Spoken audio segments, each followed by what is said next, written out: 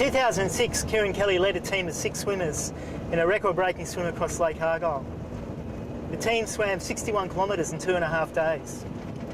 I'm Andrew Gregory and I was the official photographer for the event. In the evenings we'd camp on islands in the middle of Lake Argyle and I was amazed at the vastness of it. The team swam the first half of the swim in a crocodile-proof cage. We knew that there was an abundance of freshwater crocodiles in Lake Argyle, but what we didn't know was how many saltwater or estuarine crocodiles lived up in the lake. In the 70s, a dam was built across the Ord River which trapped all marine creatures upstream.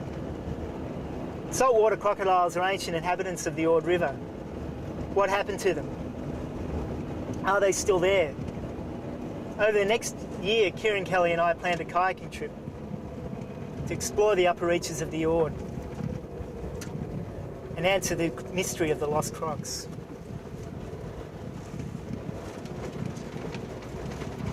I've just driven 4,000 kilometres in 5 days to get the kayaks up to Kununurra, and now I'm driving down the Duncan Road to meet Mike Shaw from Spring Creek Station, who's going to show me in his chopper the upper reaches of the Negri River so we can decide where to put the kayaks in. We've had some unseasonal rain and it poured last night in Kununurra, and this road's had a fair bit of rain too, and it's pretty tricky. There's a lot of mud.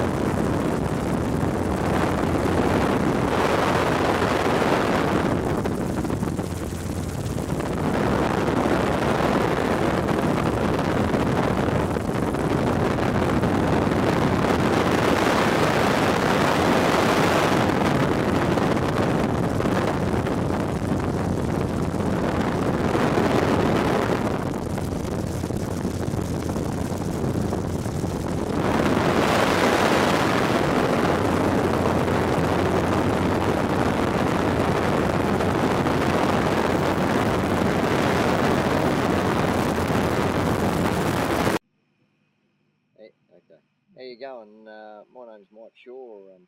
This is Spring Creek Station. Myself, my wife and her mum and dad. They own it, but we're paying it off. We've been here about 5 years, but I've been up in this country about 25. I came up here when I was about 20, so you know how old I am. But I came up here about 25 years ago, worked on a station down in Halls Creek called Mullabulla until it got sold. and then we bought this place. We've been here 5 years, like I say. It's a rough sort of a property, but you know, all the rich people have bought all the good ones, and we had to buy a not so good one. It's 300,000 acres, and it's probably the smallest viable station up here, I'd say. A few others down in the Fitzroy country, but this is one of the smallest viable around this Kununurra area. Run about 6,000 head of cattle. It's fairly rough country, as you can see looking around here. So a lot of rock, but that's the Kimberley, full all everywhere, I suppose. We've got the Ord River down here on the one boundary, and that's one on the western boundary. We've got the Negri River runs in across the bottom of it.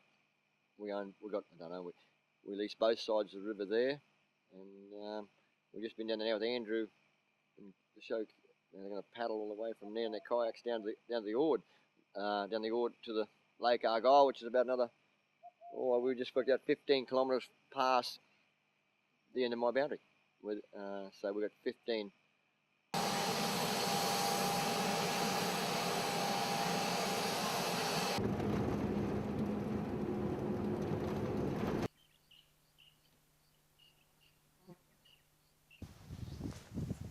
Okay, welcome to the Ord Negri Lost Crocodiles Expedition 2007. What's this all about? Well, behind me we have one of Australia's wildest, most remote rivers, the Negri. And these two kayaks are the first kayaks that have ever been put in this river. Just behind us is the Northern Territory West Australian border. So what are we trying to do here? Well, for millions of years, the saltwater crocodile, Crocodilius porosus, ruled all these rivers, and in 1970 a dam was built down here on the Ord River, about 150 kilometres from where we are now, dammed all these rivers, and the saltwater crocodiles apparently disappeared. But did they?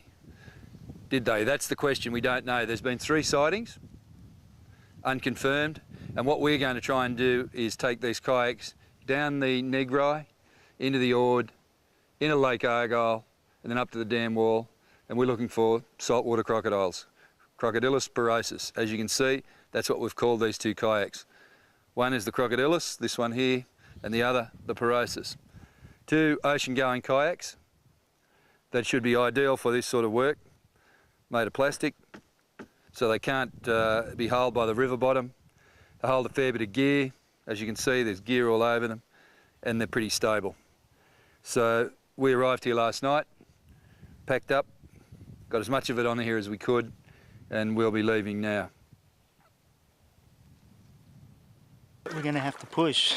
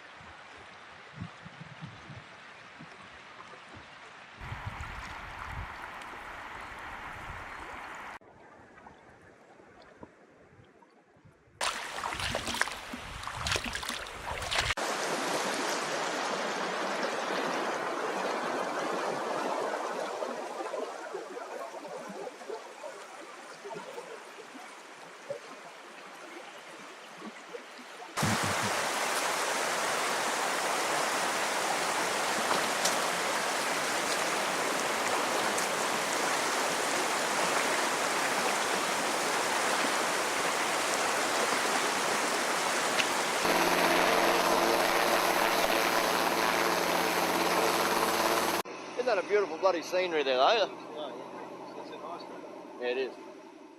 Actually, myself and the Ag Department boys in town here really reckon, we reckon the Ord flows into the Negri.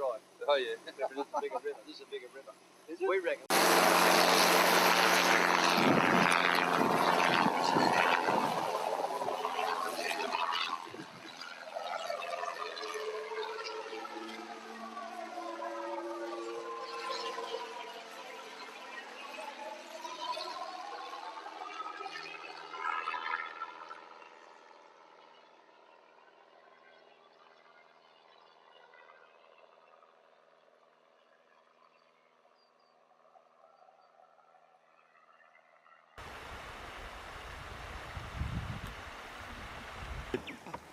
Beautiful section of the river this.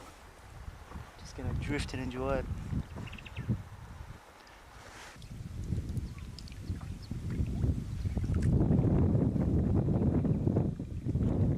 Push around, you'd be a mess. The thing to do would be to try and bring it down there. Not bring it around here because that's like this sort of region there.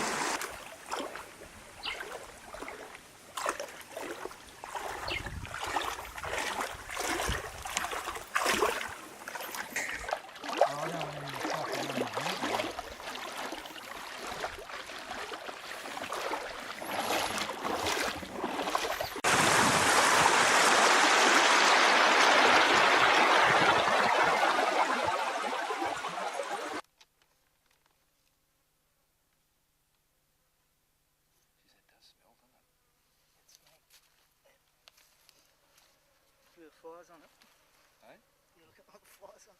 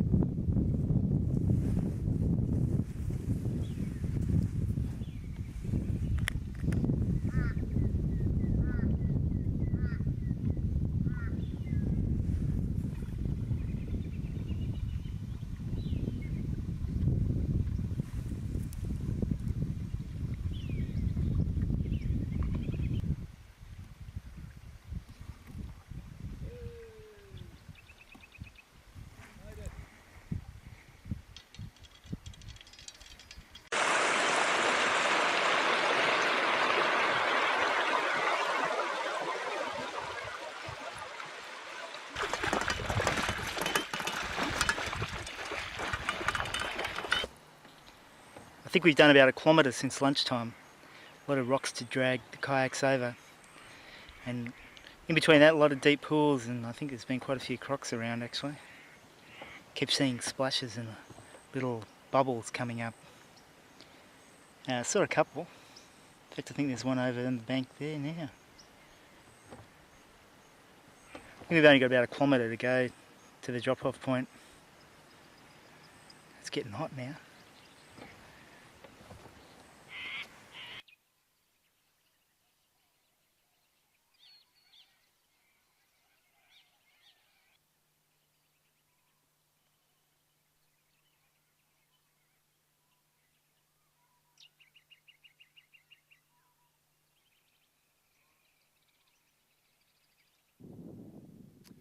Okay, well today's day 3. We camped about 1 kilometre from the junction of the Negri and the Ord River, just down there. You can see it behind me is the Ord, one of Australia's most famous big rivers. We'd hoped to get to the junction last night. We didn't quite make it. We had all sorts of little problems yesterday, including a lot of portages, some waterfalls, a lot of towing the kayaks through rapids and shallow sections. So we only made about 6 kilometres yesterday, so we are travelling much slower than we anticipated. But today we'll leave our small river, the Negri, behind. It's been a wonderful little river, and we're the first people to come down it in kayaks. And it's a bit surprising really. The wildlife is fantastic. It's the home of the brolga, and there's herons, corellas, lots and lots of freshwater crocodiles, which we saw yesterday in the big pools. It's very peaceful and very unspoiled. I'm surprised that nobody has come down the Negri before. But there you are. We're probably on the cusp of being able to do this as a dry season exercise, because in another week, certainly in 2 weeks, many of the places we went to yesterday would be completely dry and you'd be doing a lot of carrying. So we've just got away with it, which is fantastic. We call this place the Red Cliffs Camp because around us you'll see giant red stony cliffs, the first sign that we're approaching the Kimberleys. I think we could have called it the Muddy Camp though, because we've been up to our ankles in mud all night. Still, we mustn't complain. We've got a beautiful river next door to us, plenty of fresh water, nice place to make a campfire. So, onwards and upwards. Okay?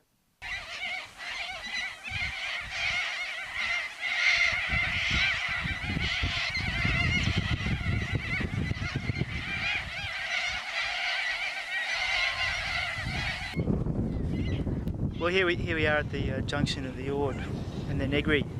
You can see already that the water has gone murky brown because of the runoff over the last few days. You can feel the difference in flow too.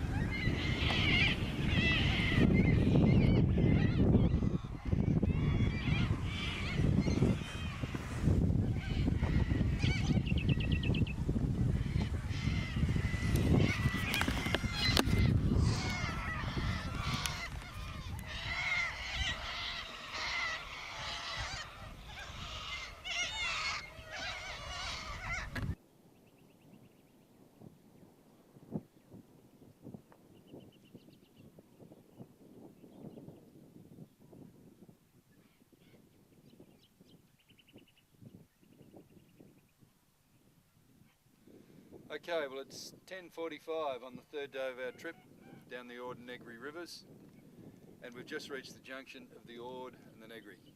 The Ord is coming in behind me, just here, and the Negri is coming down here, and two fairly small rivers become one very large river, which is the Ord. And it's this river that they chose to dam for the Ord River scheme, controversially back in the early 1970s. So both rivers are fairly small, but when you put them together you get one very big river. You can already see that it's much larger, and we shouldn't have the problems with portage and dragging the canoes that we've had in the Negri, but still I like the Negri. It was a nice little river. And we were welcomed by a flock of very noisy gorillas who escorted us all the way down the last stages of the Negri into the Ord, and they're probably very pleased we've gone.